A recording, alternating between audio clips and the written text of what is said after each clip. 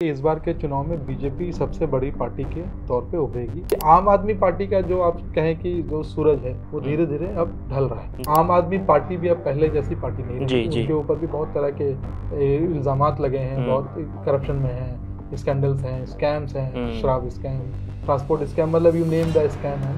आम आदमी पार्टी के लीडर उसमें जेल गए। दिल्ली के पिछले 2 विधानसभा चुनाव बीजेपी के लिए अच्छे नहीं रहे, लेकिन बीजेपी इस बार चौंका रही है। आंकड़े ये कह रहे हैं, बीजेपी का जो आंतरिक सर्वे है, इंटरनल सर्वे है, वो भी कह रहा है कि बीजेपी इस बार 40 से 45 सीटें जीत सकती है। और हमने भी बीजेपी को लेकर एक सर्वे किया है। हम लगातार अपने चैनल पर सर्वे करते हैं, तो उस सर्वे में ये जो नतीजा निकल कर आया है उसमें यह है कि 40 से 45 सीटें बीजेपी इस चुनाव में जीत सकती है। इस प्रकार का सर्वे सामने आ रहा है। लेकिन अब क्या गुणागणित इसके पीछे होगा, क्या संभावनाएं हैं, उस पर बातचीत करेंगे। बातचीत करने के लिए मेरे साथ इंडिया.com के संपादक है तनवीर आजम सर, सबका सवाल एक ही है कि बीजेपी कितनी सीटें जीत रही है। आम आदमी पार्टी फाइट देगी तो ये तो तय है, लेकिन बीजेपी कितनी सीटें जीत रही है, आपका क्या अनुमान है? देखिए, ये दिल्ली में जो मैं हमेशा शुरुआत से शुरू करूंगा कि दिल्ली में फरवरी में चुनाव होने वाले जी। हैं। जो इस बार के जो चुनाव हैं, मुझे लगता है कि इस बार के चुनाव में बीजेपी सबसे बड़ी पार्टी के तौर पे उभरेगी और 45 के करीब 45-50 के रेंज में उनकी सीटें आएंगी। उसकी कुछ वजह है, मतलब उसकी जैसे सबसे बड़ी वजह यह है कि आम आदमी पार्टी का कमजोर होना। जी। अगर आप ध्यान से देखें तो दिल्ली में पिछले 15 सालों से, जब से कांग्रेस का पतन हुआ, तो ये बाइपोलर ही हो गया है, बीजेपी और आम आदमी पार्टी के बीच। और जिसमें कि आम आदमी पार्टी ने पिछले 2 बारों से तो बाजी मारी है, बहुत बड़े मतलब अंतर से जीते हैं। पहली बार 67 थे, पिछले बार 63 थे। तो लेकिन एक बात का ध्यान रखना ये जरूरी होता है कि बीजेपी का जो वोट परसेंट था वो नहीं घटा। आम आदमी पार्टी ने कांग्रेस के और बहुजन समाज पार्टी और जो छोटी छोटी पार्टियां हैं, इनके वोट को अपनी तरफ किया। बीजेपी के वोट को वो नहीं ले पाई। बीजेपी के वोट परसेंटेज बढ़ा और सीटें भी बढ़ी। बीजेपी का वोट परसेंट लगातार थोड़ा थोड़ा बढ़ता ही गया है, उसमें कोई शक नहीं है जी। लेकिन क्योंकि आम आदमी पार्टी ने इतनी बड़ी जीतें हासिल की कि वो उस पर ध्यान नहीं गया लोगों का।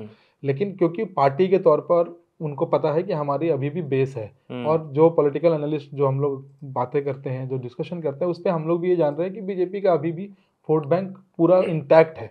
उनको बस थोड़ी मेहनत और करनी है और थोड़ा सा वो वोट बैंक अपना बढ़ाना है, जिसके की चांसेस इसलिए भी ज्यादा है कि आम आदमी पार्टी का जो आप कहें कि जो सूरज है वो धीरे धीरे अब ढल रहा है। जी। तो अगर आम आदमी पार्टी का नुकसान होगा तो वो फायदा या तो कांग्रेस को होगा या बीजेपी को होगा।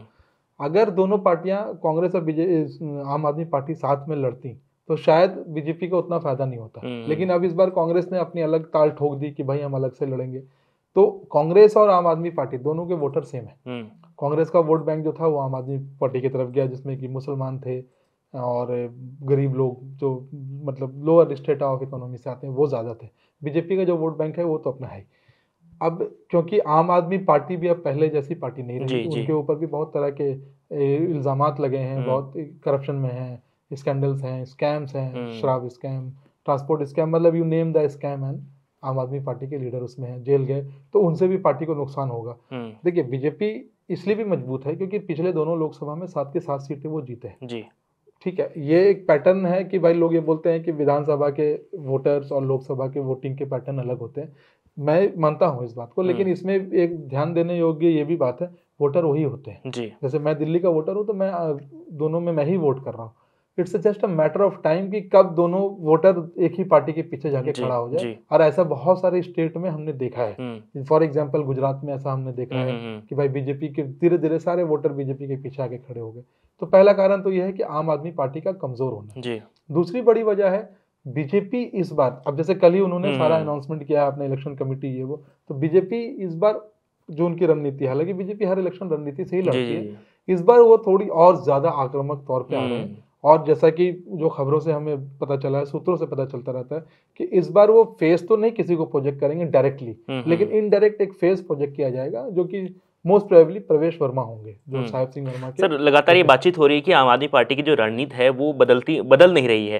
पहले चुनाव में भी उन्होंने फ्रीवीज की बात की, दूसरे चुनाव में वही किया, इस बार भी कुछ और उसमें ऐड कर दिया। यानी फ्री मतलब ऐसा कुछ उनके पास दूसरी कोई चीज नहीं बची है कि वो उसको लेकर जनता के बीच में जाए। हर बार वो फ्री योजनाओं के तौर पर जनता के बीच में जा रहे हैं। उनके पास वो इससे ये भी साबित होता है कि एक पार्टी उनको अपने पास दिखाने के लिए बहुत कुछ नहीं है, वो फिर से लुभाने की कोशिश कर रहे हैं वोटर्स को। और वो जो लुभाने का ये जो पूरा कार्यक्रम है, ये आम आदमी पार्टी ही नहीं सारे करते हैं, कांग्रेस भी कर रही है, बीजेपी भी कर रही है। बीजेपी की जब अभी कैंपेनिंग शुरू होगी तो वो भी कुछ हर रोज लेके आएंगे।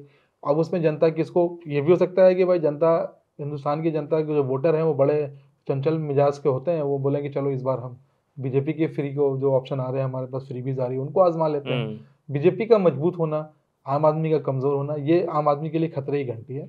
प्लस कांग्रेस जिस तरीके से उतर रही है वो भी आम आदमी को ही डेंट करेगी, आम आदमी पार्टी को पक्का उससे नुकसान ही होगा, फायदा नहीं होना है। कांग्रेस अगर आप ऐसे बात करें तो बिल्कुल दिल्ली में उनका प्रेजेंस एक तरह से खत्म हो चुका है, लेकिन इस बार उन्होंने कुछ सीटों पे ऐसे उम्मीदवार उतारे हैं जिनको कि लोग जानते हैं, वो जीत जाए हार जाए वो अलग बात है, लेकिन हाँ वोट का जो उनका एक होगा, अगर मान लीजिए फॉर एग्जाम्पल नई दिल्ली की सीट, तो अगर वहाँ पे पिछले बार जो आपके जो कैंडिडेट खड़े थे कांग्रेस के, अगर उन्होंने 20,000 40,000 वोट लाया होगा, तो मैं ये मानता हूँ कि संदीप दीक्षित जो इस बार के कैंडिडेट हैं वो वहाँ से ज्यादा वोट लाएंगे। तो वो जो वोट खींचेंगे वो सिर्फ आम आदमी पार्टी का ही खींचेंगे। और ये जो आप लोग कह रहे हैं कि बीजेपी 40 से 45 सीटें जीत लेगी, ये भी इसका भी एक आधार है, ये कोई निराधार बात नहीं कर रहे हैं हम लोग, क्योंकि बहुत सारे ऐसी सीटें हैं जहाँ पे आम आदमी पार्टी ने अपने कैंडिडेट बदले हैं, और जो कैंडिडेट दिए हैं वो कोई बहुत मंझे हुए लोग नहीं हैं, या तो वो बीजेपी के आए हुए लोग हैं या आम आदमी के कांग्रेस के आए हुए लोग हैं। अब अभी जैसे अभी खबर आई है कि जो महरौली के उम्मीदवार थे, जो मिले थे बल्कि, जो अभी कुछ दिन पहले अरेस्ट हुए थे वो गैंगस्टर वाले केस में, नरेश बालियान, उन्होंने बोला है कि वो चुनाव नहीं लड़ेंगे, तो उन्होंने महेंद्र चौधरी को वहाँ से टिकट दिया है। तो इस तरीके के कई सीटों पे वो अपने उम्मीदवार बदल रहे हैं। नए उम्मीदवार को वोटर कितना तो जब तवज्जो देगा, कितना वोट देगा, ये थोड़ा मुश्किल है। बीजेपी कम से कम 10 से 12 ऐसे लोगों को उतारने के उन्होंने मन बना लिया है जिसको कि लोग जानते हैं, जो या तो पहले एज एन एमपी सर्व कर चुके हैं, फॉर एग्जांपल परवेश वर्मा, मीनाक्षी लेखी जी, हर्षवर्धन जी, ये सब कुछ ऐसे नाम हैं बीजेपी के, रमेश विधुड़ी, जो कि मतलब एक स्ट्रॉन्ग लीडर्स हैं दिल्ली में, आज भी उनकी एक पकड़ है, लोग उनको जानते हैं। अगर इस तरीके के नाम आप 15-20 वो कैंडिडेट उतारते हैं और फिर उसको अच्छी कैंपेनिंग देते हैं, जो कि बीजेपी हमेशा देती है, तो फिर मुझे नहीं लगता कि बीजेपी को 40-45 सीट में से कोई जीतने से कोई रोक पाएगा। बिल्कुल, बीजेपी जिस तरीके से समय लगा रही है, अपने अभी प्रत्याशी उतारे नहीं हैं, उससे लग रहा है कि अंदर खाने बहुत कुछ बीजेपी के अंदर चल रहा है। तो देखिए, दिल्ली में जो लगातार भारतीय जनता पार्टी प्रयास कर रही थी पिछले 2 चुनावों से, हो सकता है कि उनका जो प्रयास है ये इस चुनाव में सफल हो जाए, क्योंकि बीजेपी ने अपना जो इंटरनल सर्वे किया है उसमें तो वो सर्वे में वो आश्वस्त हैं कि इस बार हम चुनाव जीत रहे हैं। लेकिन अरविंद केजरीवाल अब ये पासा पलटने में क्या करेंगे, ये सबसे बड़ा सवाल है। अरविंद केजरीवाल कैसे बीजेपी के द्वारा रचित ये जो चक्रव्यूह है उससे कैसे बाहर निकलेंगे, ये बड़ा सवाल है। आपको क्या लगता है कि अरविंद केजरीवाल क्या टक्कर दे पाएंगे? कमेंट कर जरूर बताएं और देखते रहें इंडिया.com। आपका बहुत बहुत शुक्रिया।